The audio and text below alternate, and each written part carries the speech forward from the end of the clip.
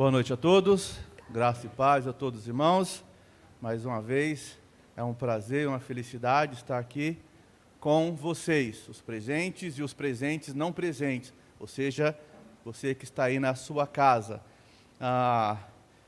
Ainda estamos nesse mês com o nosso tema, que ele já vem aí desde o Natal, adentrou o nosso ano, que são novas de grande alegria, né?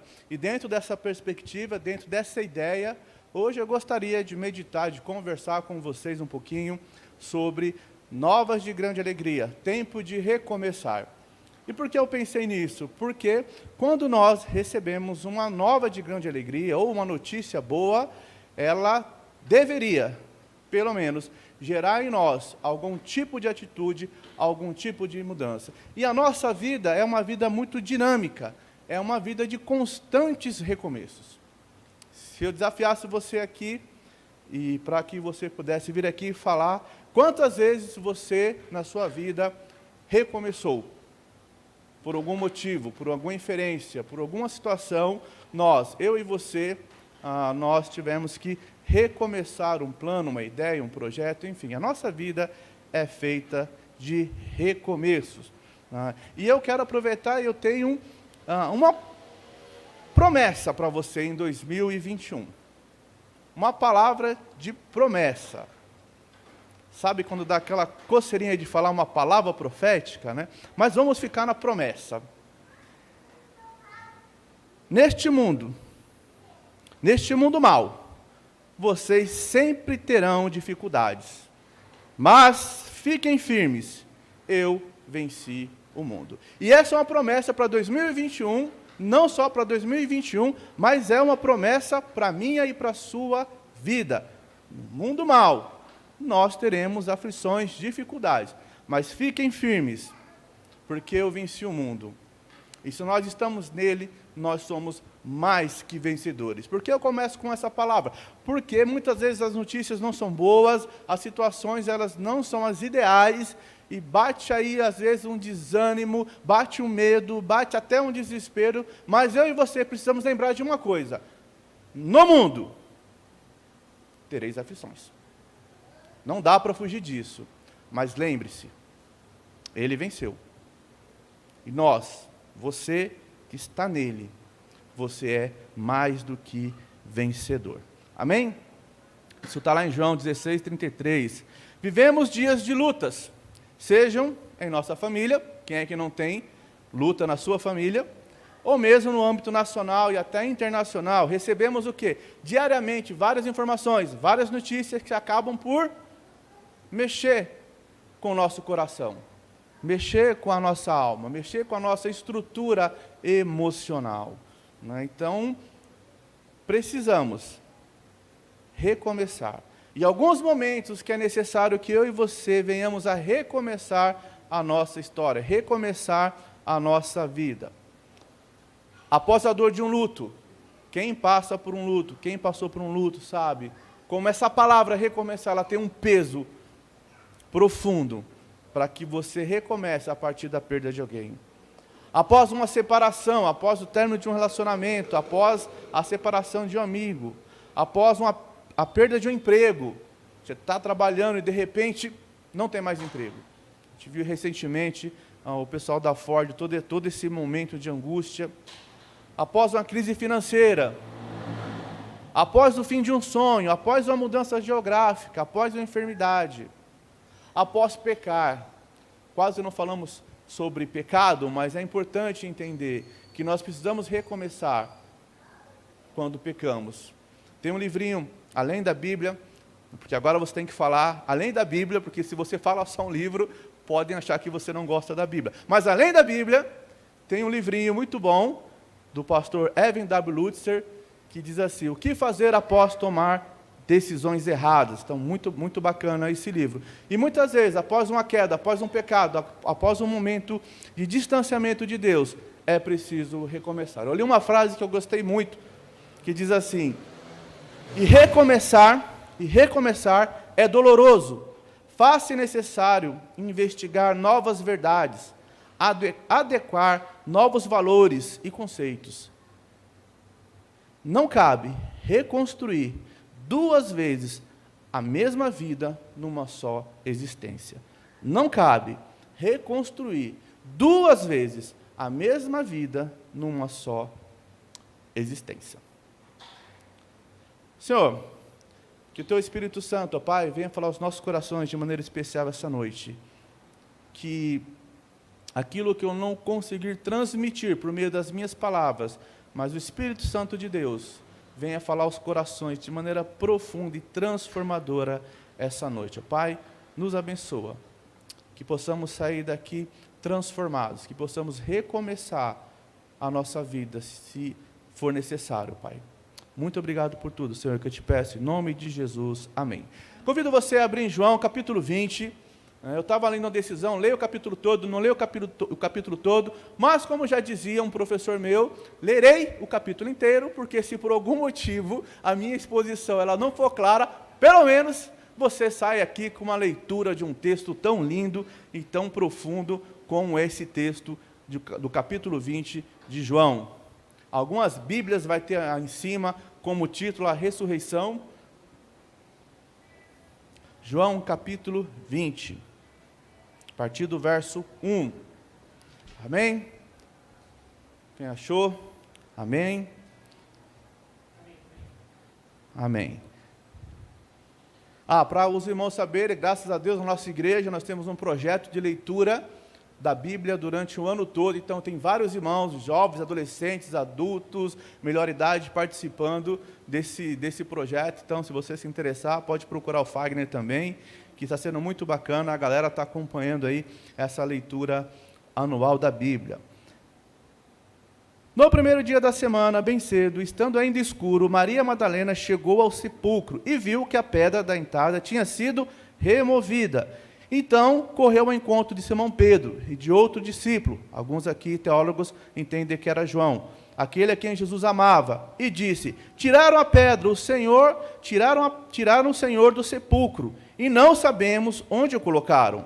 Pedro e o outro discípulo saíram e foram para o sepulcro, e os dois corriam, mas o outro discípulo foi mais rápido do que Pedro, e chegou primeiro ao sepulcro. Ele se curvou e olhou para dentro, viu as faixas de linho ali, mas não entrou. A seguir, Simão Pedro, que vinha atrás dele, chegou e entrou no sepulcro e viu as faixas de linho, bem como o lenço que estivera sobre a cabeça de Jesus. Ele estava dobrado à parte, separado das faixas de linho. Depois, outro discípulo, que chegara primeiro ao sepulcro, também entrou, e ele viu e creu. Eles ainda não haviam compreendido que, conforme as Escrituras, era necessário que Jesus ressuscitasse dos mortos.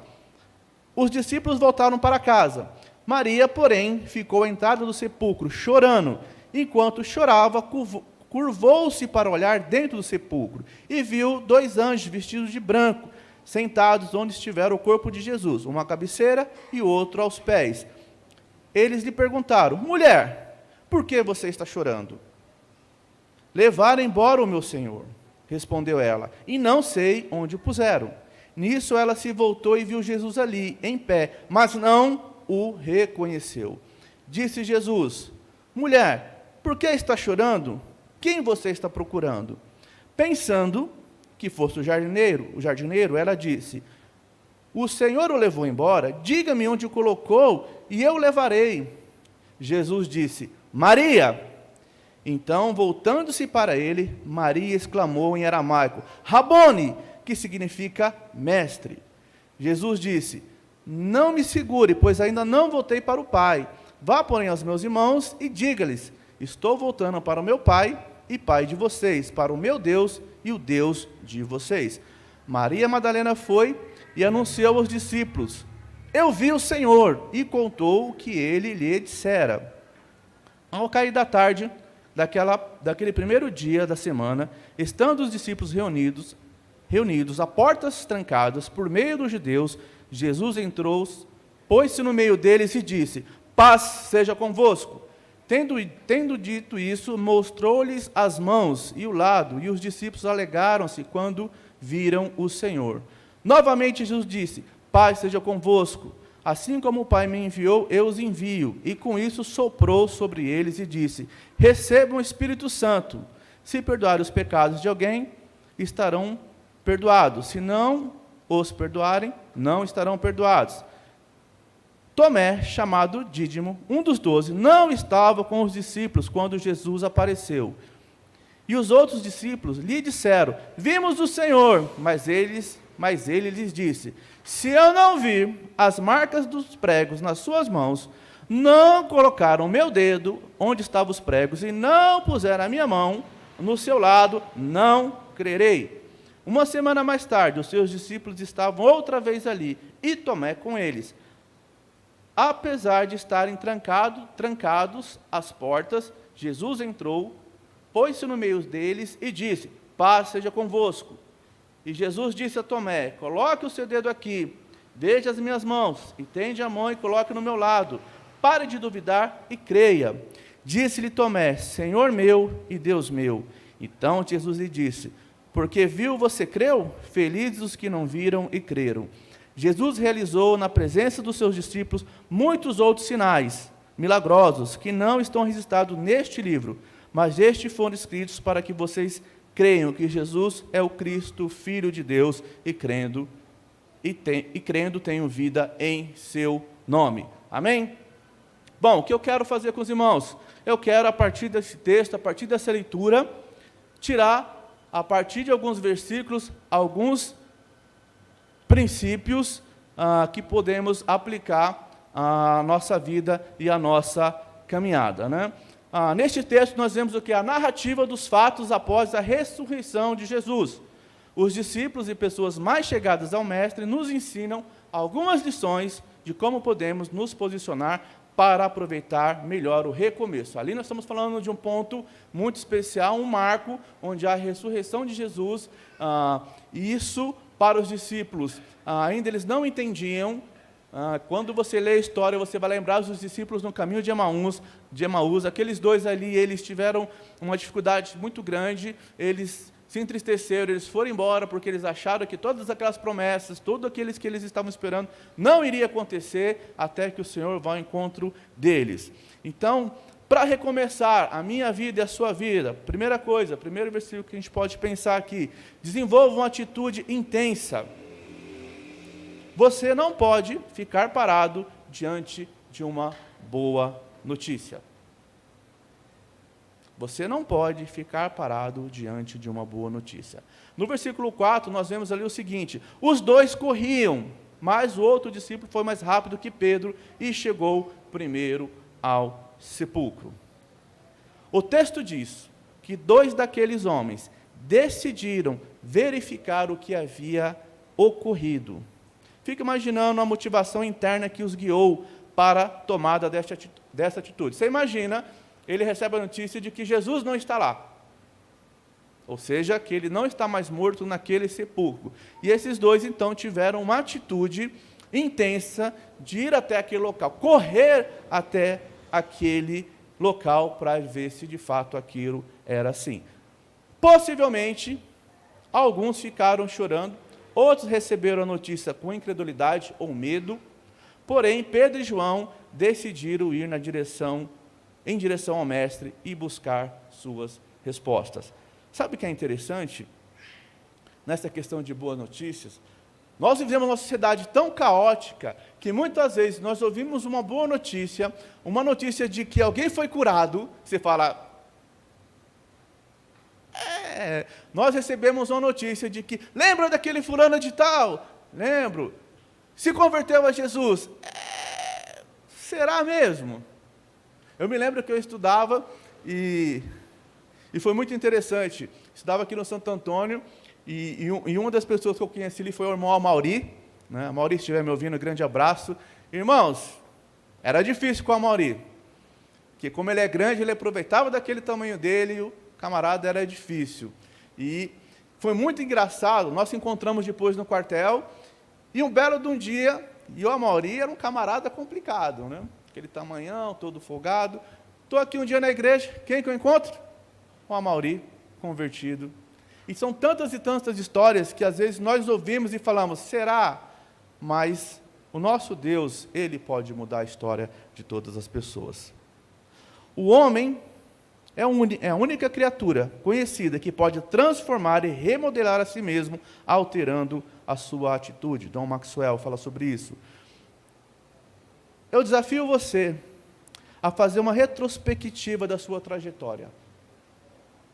De onde você saiu e onde você está. Como está a sua vida? Como está a sua relação com a igreja, com o emprego, com os relacionamentos, com os estudos? Irmãos, eu quero destacar aqui essa questão de relacionamentos. Eu acho muito engraçado, na verdade eu não acho nada engraçado, pessoas que acham bonito ser feio. Eu já disse isso em outro momento. Vou dar um exemplo. Tem pessoas que acham ser bacana ser taxadas de grossas, de difíceis, de pessoas que geram medo. Fulano, vai lá conversar com o Fagner. Ah, mas o Fagner, esse camarada, ele é meio bravo, ele é meio... E é assustador que o camarada, muitas vezes, como cristão, ele acha que é bonito ele ser taxado como, no meu caso, né? E o pastor José Lopes está ali, talvez outros pastores estejam me ouvindo. Tem pastores que acham que é bonito que ele seja um camarada que gera medo, que gera nos outros esse sentimento de, eu não vou falar com esse camarada porque ele é uma pessoa difícil. 2 perguntas fundamentais para a avaliação de nossas atitudes são: quais atitudes você deveria ter deixado no passado? Medo, insegurança, dor, pecado, seu gênio, sua grosseria. Irmãos, em nome de Jesus, abra o seu coração. Você que é cristão, essa palavra, eu sou assim, eu nasci assim, não se aplica para mim e para você mais. Você é filho de Deus, transformado, regenerado pelo Espírito Santo de Deus. Espírito Santo de Deus, esse que habita em você e produz o fruto do Espírito, que deveria fazer com que eu e você fôssemos pessoas diferentes. Não perfeitas, mas diferentes, que estão dia após dia buscando ser transformadas pela palavra de Deus, pelo Espírito Santo de Deus. Quais atitudes devem fazer parte do meu hoje para gerar um futuro melhor? Perdão. Reconciliação com Deus, com a igreja e com pessoas. E eu gosto de destacar a palavra perdão, porque C.S. Lewis vai dizer que perdão é uma ideia muito boa, muito bonita, até que você tenha que pedir. Quem aqui já pediu perdão? É fácil, né? Até mesmo nos nossos relacionamentos conjugais, que o perdão deveria ser algo extremamente tranquilo, extremamente natural, é difícil. Quando você sabe que errou. E isso gera recomeço. Sabe quando você levanta e vai trabalhar, mas você sabe que a primeira coisa que você e eu deveríamos ter feito, a atitude que eu e você deveríamos ter tido, era levantar, talvez para o nosso cônjuge, e dizer: me perdoa, porque eu sei que eu errei. Atitudes. Desenvolva uma atitude intensa. Peça perdão para Deus, peça perdão para a igreja. Irmãos, é assustador como hoje nós quase não vemos pessoas quebrantadas, pessoas que chegam na igreja, pessoas que chegam diante dos irmãos e confessam seus pecados, se quebrantam, se colocam diante de Deus para serem de fato transformadas e recomeçarem uma nova história. Pessoas que não pedem perdão a pessoas que ofenderam e que feriram e que sabem. Mas a Bíblia diz em Mateus que se você trouxer uma oferta, você deixa lá fora aquela oferta, vá lá, se reconcilia com o teu irmão, pede perdão para que a sua oferta de fato seja uma oferta que seja aceita por Deus. Tenha uma atitude intensa. Talvez você seja que nem eu, uma pessoa um pouco mais difícil de lidar, com um pavio talvez meio curto. Apesar de estou ficando mais velho, estou ficando mais... Alguns da minha equipe ali gostam de dizer que eu estou ficando chorão. Não concordo com isso. Mas muitas vezes é difícil baixar esse nosso jeito e reconhecer que o melhor caminho é o caminho do perdão e da reconciliação, tanto com Deus, com a igreja e com as pessoas à nossa volta. A sabedoria do homem prudente é discernir o seu caminho. Provérbios 14. Segunda coisa que eu queria destacar, no verso 16. Ouça a voz do Mestre. Irmãos, como é difícil, muitas vezes, a nossa dinâmica diária, em meio à nossa dor, em meio à nossa angústia, em meio à tristeza, em meio ao nosso ego, em meio à nossa verdade, porque nós somos os crentes da verdade, nós somos as pessoas da verdade, nós sabemos tudo, nós conhecemos tudo. Hoje, aconselhar alguém, discipular alguém, corrigir alguém, é um ato de fé e coragem. Porque as pessoas sabem tudo, conhecem tudo, e elas têm muita dificuldade de ouvir a voz do Mestre. Não é a minha voz, não é o meu querer, não é o que eu penso, não é o que eu acho, não é o que eu quero, porque eu quero uma infinidade de coisas, mas quando eu começo a ouvir a voz do Mestre, eu percebo que, na verdade, nem tudo que eu quero, nem tudo que eu busco é aquilo que Deus quer para mim. Então eu preciso parar e ouvir a voz do Mestre. No verso 16, Jesus disse: Maria! Então, voltando-se para ele, Maria exclamou em aramaico, Rabone, que significa mestre. Grande parte da vida humana é guiada pelo sentido da audição. A arte do falar, por exemplo, é consequência e reflexo direto do ouvir. Mas, além disso, pelo ouvir, muitas vezes recebemos direção em nossa vida.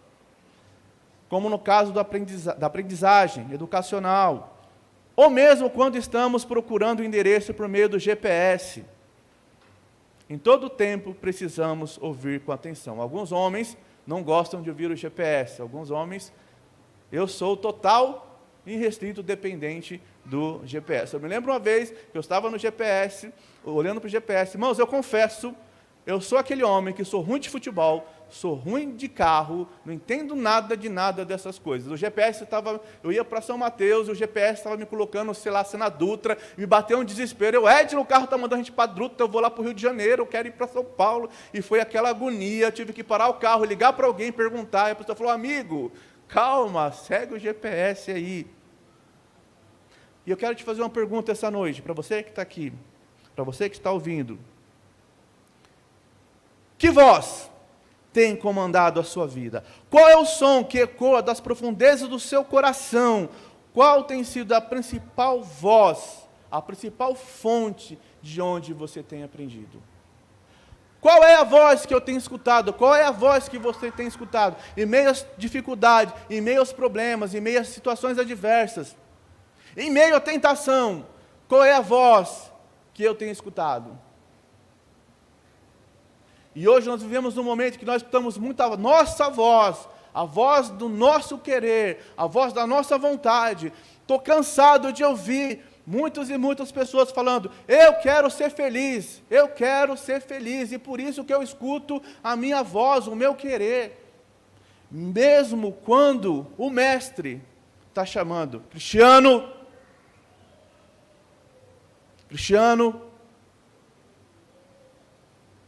eu tenho muitas vezes optado por ouvir a minha voz. Qual é a voz que você tem escutado? Luciano Subirá tem um livro muito, muito lindo, quero usar esse termo, O Som de Muitas Águas. Vale a pena você ler esse livro. Qual é a voz que está ecoando no teu coração? Qual é a voz que está coordenando, que está guiando a sua vida? Ou melhor, quais são os ruídos? Quais os ruídos de interferência em sua audição? Quais são os ruídos que têm impedido você de ouvir a voz?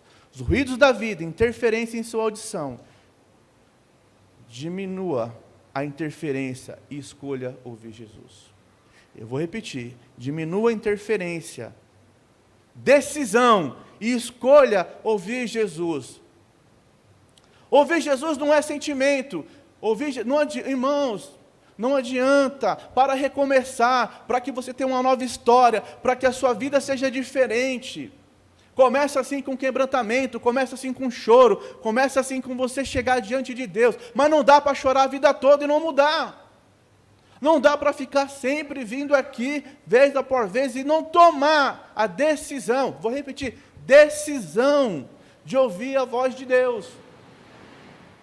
É decisão. Como diminuir o ruído da vida? Lá em Tiago 5,16, elimine a sujeira. Portanto, confesse os pecados uns aos outros e orem uns pelos outros para serem curados. Muitas vezes o nosso pecado. E quando nós falamos em pecado, irmãs, parece que eu estou falando somente de coisas assim, né? Adultério, assassinato, roubo, mentira, e essas coisas assim grandes, né? Que quando acontece a igreja entra em pavorosa, você vê o fulano e tal. E tantos pecados que nós cometemos diariamente, de maneira sistêmica, egoísmo, inveja, não fazer o bem, que não é só questão de fazer o mal, mas também deixar de fazer o bem. Quantos? Precisamos confessar os nossos pecados. Mas eu não minto, mas eu não faço nada, mas isso também não ajuda. Você sabia que poderia ajudar, não ajudou. Você sabia que você não deveria ter esticado aquela conversa. Você sabia que você não deveria ter ido por esse caminho. Você sabia que naquela hora, naquele lugar na internet, não era o seu lugar. Não elimine a sujeira. Foque sua atenção, Oséias 6,3. Conheça o Senhor e esforcemo-nos por conhecê-lo. Busque de Deus, busque da palavra de Deus. Que não falte material e oportunidade para você aprender de Deus. Tem a Bíblia, tem livros, tem mestres, tem professores, tem pastores, tem EBT, tem live, tem culto online, enfim. O que precisa é que nós tomemos a decisão de ouvir a voz de Deus. Ouça a voz de Deus, até você que está na igreja, você que está trabalhando na igreja, você que está envolvido com a voz da igreja, cuidado! Muitas vezes nós nos aplicamos tanto na obra do Senhor, que, como já diz o jargão, esquecemos do Senhor da obra. Fazemos e fazemos e fazemos, paramos com a vida devocional, paramos com a vida de oração, não temos mais uma vida pia, não temos mais uma vida familiar, ficamos agoniados, vai chegando domingo, não é o nosso caso aqui, Bíblia de Jandira não. Mas talvez em algum lugar, vai chegando domingo, vai batendo um desespero, eu tenho a escala, eu vou dar aula, eu vou mexer na projeção, eu vou mais não sei o quê, e parece que isso virou um peso. Mas por que parece que isso virou um peso? Talvez eu não estou ouvindo a voz do Mestre. Talvez, até no meu fazer, que parece bom, eu não estou ouvindo a voz de Jesus. Eu gosto muito disso. Esteja pronto para tirar as interferências, os ruídos que te atrapalham de ouvir a voz de Jesus. Esteja pronto a obedecer. Mateus 7,26. Mas quem ouve as minhas palavras e não as pratica é como um insensato que construiu a sua casa sobre areia. Irmão, ouvir, cantar, ler, muito lindo. Mas se você não obedece, do que adianta? E vou dizer mais, há algo muito profundo nessa questão. Você ouve, você lê, você pesquisa, você conhece, mas você não obedece. Ou seja, apesar de toda informação, de todo conhecimento, de toda sabedoria, nós muitas vezes decidimos não obedecer à voz de Deus, não fazer aquilo que Deus deseja e espera que eu e você venhamos a fazer. Obedeça. Obedecer é melhor do que sacrificar. Obedeça a Deus, obedeça a palavra de Deus. Se eu tiver que ser quebrantado, se você tiver que ser quebrantado, se eu e você tivermos que sermos humilhados, que sejamos, mas que venhamos a obedecer a Deus. O princípio de recomeçar, o princípio de ter uma vida transformada está em obedecer a voz de Deus. Obedeça. Aquilo que eu ouço tem impacto direto na direção que dou na minha vida. O que é que você tem ouvido? Irmãos, eu sou um camarada bastante... Deixa eu achar o termo correto. De um temperamento bastante... Não forte, mas... pavio bastante curto. E Deus tem trabalhado no meu coração para que eu aprenda a ouvir e ouvir a voz dEle. Porque às vezes eu escuto coisas, eu leio coisas, eu vejo coisas que eu falo...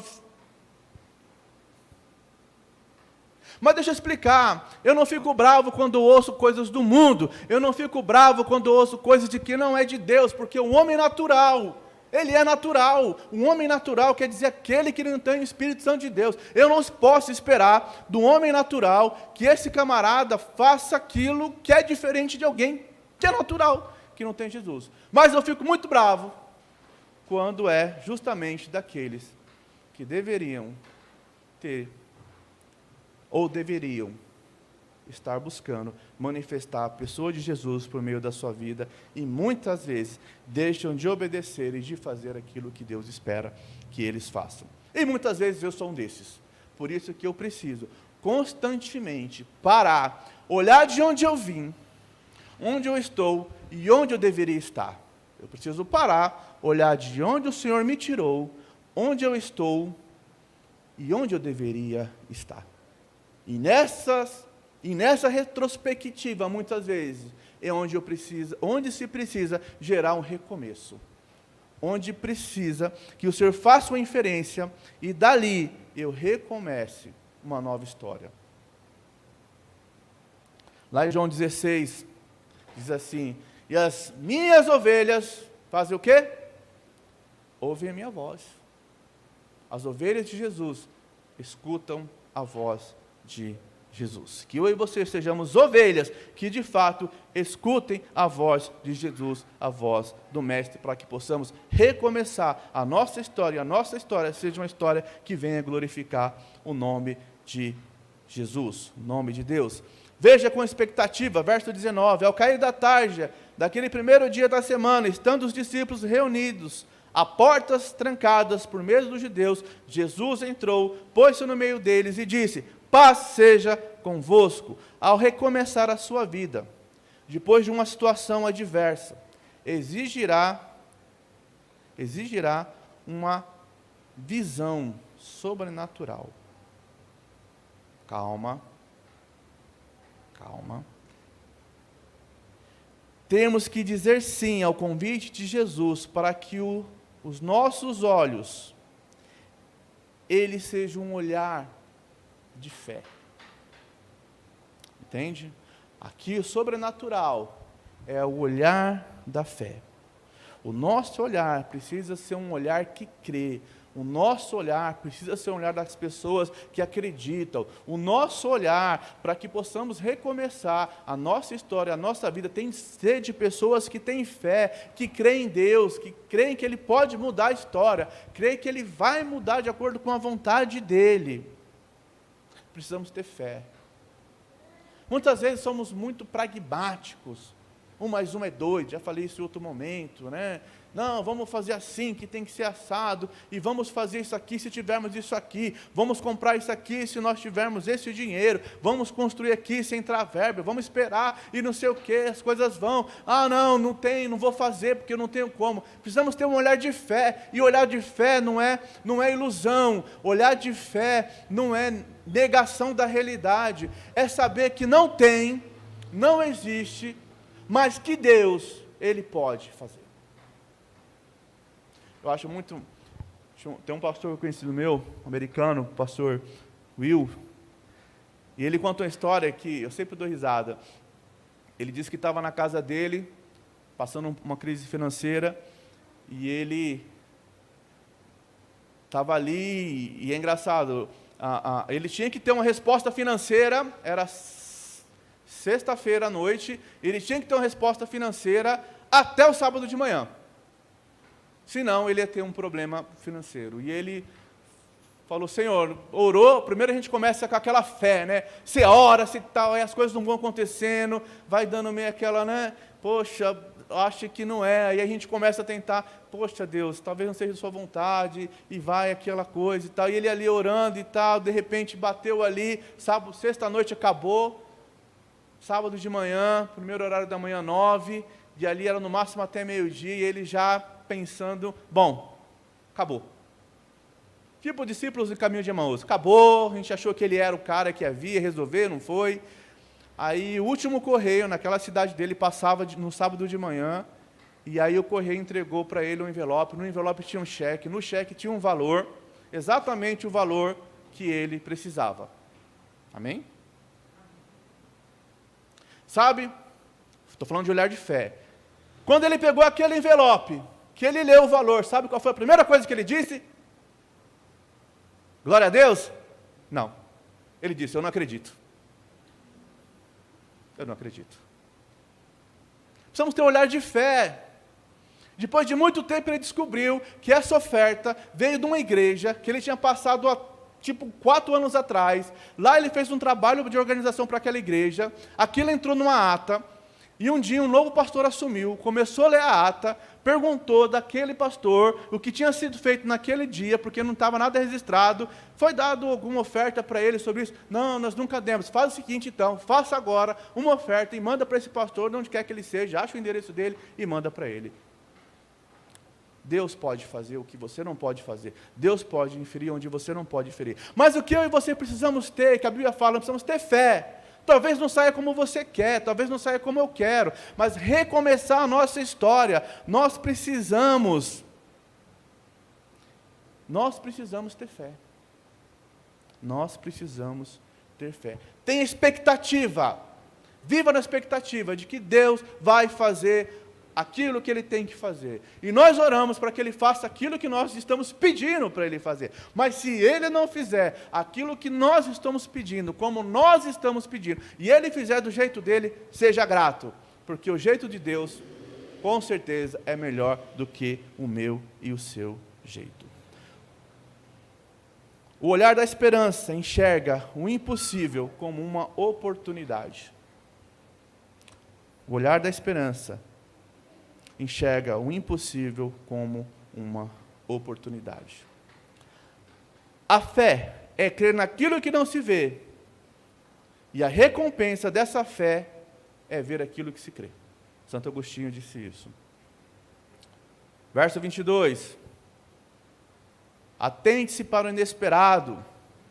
Lá no verso 22, ele estava ali reunido com Jesus e, naquele momento, o texto diz, e com isso, soprou sobre eles e disse, recebam o Espírito Santo. Um escritor que eu gosto muito, J. Parker, diz o seguinte, a vida cristã, em todos os seus aspectos, intelectual, ético, devocional, relacional, no testemunho público, é sobrenatural. Apenas o Espírito Santo pode dar início e sustentação a ela. Mais do que viver uma experiência, a vida no sobrenatural deve ser uma decisão diária de busca para nos manter firmes depois das dificuldades. A morte de Jesus não foi o fim, mas sim o início de uma relação pessoal transformadora por meio da ação do Espírito Santo.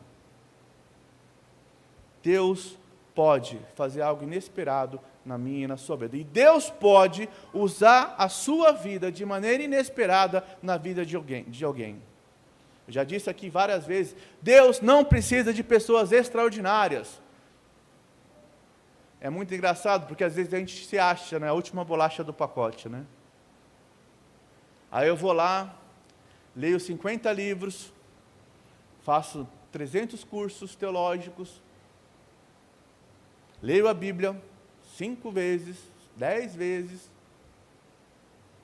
conheço um monte de coisa, falo hebraico, falo grego, falo latim, mas a minha vida é uma vida que não infere na vida de ninguém. A minha vida é uma vida que não atua na vida de ninguém. Por quê? Porque o meu intelecto, o meu saber, o meu conhecer, o meu ego não permite que eu seja usado pelo Espírito Santo. Porque muitas vezes não é a teologia, muitas vezes não é conhecer muitos livros, muitas vezes não é conhecer muitos textos, apesar que isso é muito bom para aquele que é humilde de coração. Porque o conhecimento, o saber, deveria gerar em nós uma atitude de humilhação e de dependência de Deus. Quanto mais eu conheço sobre Deus, quanto mais eu leio sobre Deus, quanto mais eu sei quem Deus é, eu deveria me curvar mais e mais, proscanel, me prostrar diante dEle, me curvar diante dEle, sabendo que Ele é o Senhor Todo-Poderoso. Mas muitas vezes a nossa vida é uma vida que não produz vida. Então não basta ler, não basta conhecer. Precisamos ser instrumento de Deus, precisamos agir na vida das pessoas de maneira inesperada, ao som, à voz do Espírito Santo, aquilo que Ele tem falado. Irmãos, eu nunca vou esquecer, eu estava pregando um dia, meu coração quebrado, meu coração partido, e Deus sabe por quê. E eu me lembro que, na verdade, foi antes de eu pregar. Esse dia eu estava, sabe, sua oração é só choro, como o Fagner falou, uma oração que você não tem palavras. E tinha uma irmã ali no berçário, você não está vendo, mas tem um berçário ali. E eu me lembro que essa irmã, ela estava com a criança no colo, ela chamou uma outra voluntária, ela entregou o bebê, ela desceu, ela veio até onde eu estava no banco, ela olhou para mim e falou: irmão, eu tinha que vir aqui a te dar uma palavra, eu tinha que vir aqui te dar um abraço, eu tinha que vir aqui dizer que o nosso Deus é um Deus de amor e que Deus está com você. Você pode perguntar: mas de repente essa irmã te conhece bem e tal. Não, não conhece, nós somos amigos, mas a gente não tem uma relação de conhecer a nossa vida. E ali Deus acalmou o meu coração. E Deus faz isso de maneira inesperada, usa a vida de pessoas, que Deus possa usar a minha e a sua vida. Mas esteja atento, e olha só, para estar atento, você precisa também estar preparado. E estar preparado, muitas vezes, se faz necessário que você recomece. Talvez o caminho que você está, talvez o caminho que eu estou, talvez a forma como eu estou indo, não seja a forma que vai fazer com que eu e você sejamos essas pessoas que vão ser instrumento para atuar de maneira inesperada na vida das pessoas. Fazer que nem o Douglas Gonçalves. Você está entendendo o que eu estou falando, né?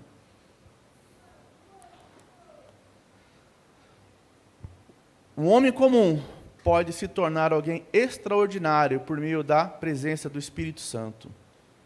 Valorize sua intimidade. Busque sempre crescer em seu relacionamento com o Espírito Santo. Eu gosto muito desse versículo, lá em Gálatas 2:20. Fui crucificado com Cristo, assim já não sou eu quem vive, mas Cristo vive em mim. E o viver que vivo agora no corpo, e aí eu quero parar aqui rapidinho, no corpo, nessa vida, nesse momento, nessa realidade, nessa concretude, nisso que nós chamamos mundo, eu vivo pela fé no Filho de Deus que me amou e se entregou por mim. Quero já ir finalizando. Versículo 27 e 28, supere os obstáculos. Jesus disse a Tomé: coloque o dedo aqui, veja as minhas mãos, estenda as mãos e coloque no meu lado. Pare de duvidar e creia. Disse-lhe Tomé: Senhor meu e Deus meu. As pessoas gostam muito de usar Tomé como exemplo negativo de alguém que não creu. Realmente, para mim e para você é fácil, que olha o texto em retrospectiva e lê a história completa. Quantos de nós, talvez, se estivesse lá, ia falar: então, né? O discípulo de Emaús estava lá, não rolou. Mas ele tocou no mestre. Isso gerou nele essa frase: Senhor meu e Deus meu. Tomé pode ter sido aquilo que duvidou, mas também foi aquele que tocou no mestre, tocou em Jesus. Tem muita gente muito conhecedora, com muita informação, mas que ainda não tocou no Mestre. E tem muita gente que, apesar das suas dúvidas, das suas dificuldades, das suas limitações, da sua humildade, tem tocado no Mestre. Com toda certeza, o ponto alto da fé está no reconhecimento de quem Jesus é. E como o nosso Jesus, de reconhecimento de quem é Jesus e que Ele é o nosso Senhor e Salvador. O que vemos no verso 28 é a declaração de alguém que venceu a barreira do ceticismo, da incredulidade, para viver uma experiência sem igual de um relacionamento com Jesus. Tomé disse: Senhor meu e Deus meu. Reconhecer quem é Jesus traz à vida o discernimento de quem realmente eu sou. Reconhecer quem é Jesus traz à minha vida o discernimento de quem realmente eu sou. Minha verdadeira identidade está em Deus. A sua identidade, eu posso dizer que sou pastor, que sou teólogo, que sou cristiano, que sou casado, que sou pastor da PIB, que tal, eu posso dizer tudo isso. Posso falar meu RG, meu CPF, mas a minha identidade, ela está em saber quem é Deus, quem é Jesus, e está escondido nele, porque a Bíblia nos diz, quão grande amor nos concedeu o Pai, que fôssemos feitos filhos de Deus. A sua identidade é, você é filho e filha de Deus. Quer recomeçar a sua história? Quer recomeçar a sua trajetória? Lembre-se de quem você é, e quem que você é. Você é filho de Deus. Se eu e você, de fato, tivéssemos isso como uma verdade absoluta, muita coisa a gente não faria.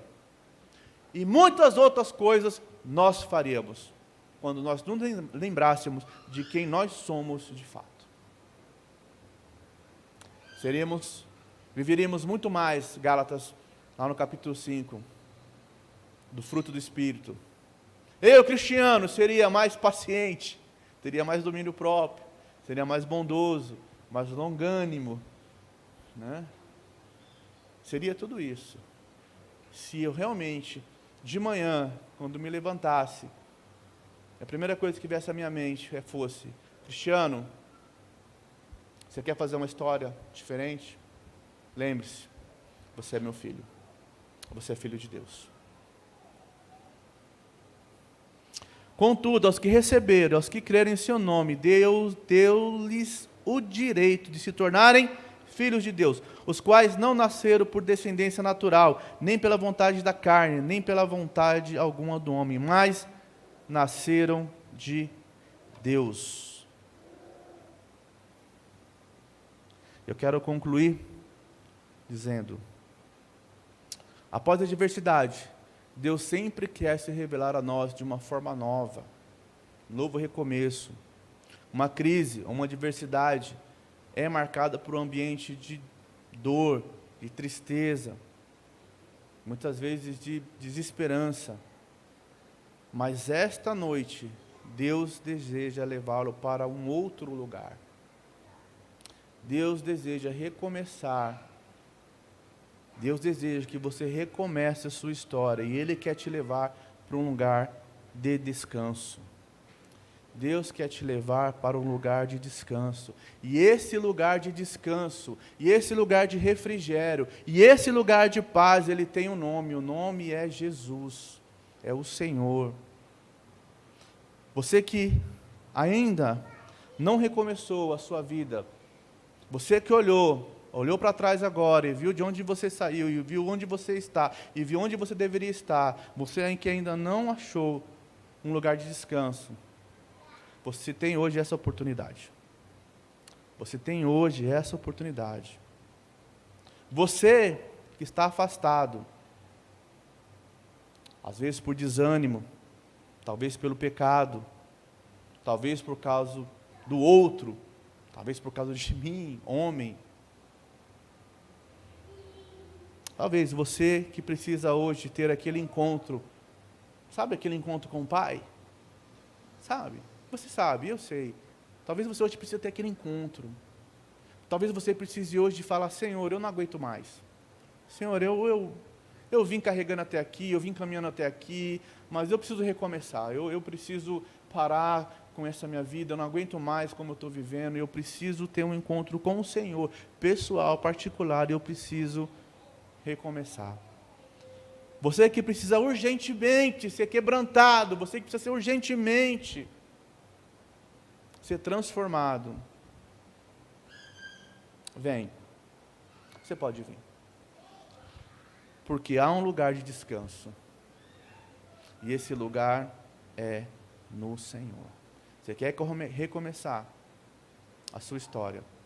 Vem, porque em Deus nós temos um lugar de descanso. Feche seus olhos, baixe sua cabeça.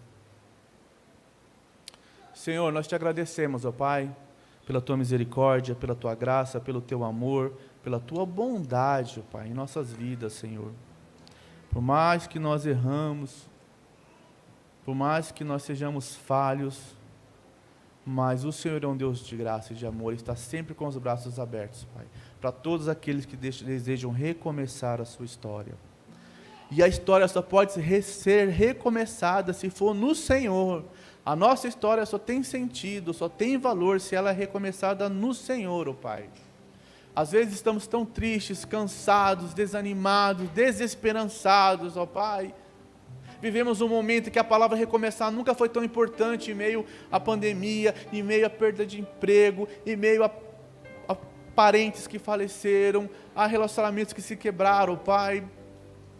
E como é difícil muitas vezes recomeçar, parece que não há caminho, parece que não há solução. Mas no Senhor nós podemos encontrar, ó Pai, o caminho, porque a Tua palavra diz, Jesus é o caminho, a verdade e a vida, e somente por meio dele nós podemos chegar nesse lugar de descanso que é o Senhor, ó Pai. Que aqueles que estão aqui, ó Pai, que aqueles que estão ouvindo essa noite, ó Pai, possam recomeçar as suas vidas, recomeçar as suas histórias, recomeçar na vida diária, ó Pai, que haja recomeços, ó Deus, e que esse recomeço nos leve a um lugar de descanso, e esse lugar de descanso é no Senhor Jesus, ó Pai. Muito obrigado, Senhor, é o que eu te peço e te agradeço, em nome de Jesus. Amém. Amém. Quem está na igreja pode se colocar de pé?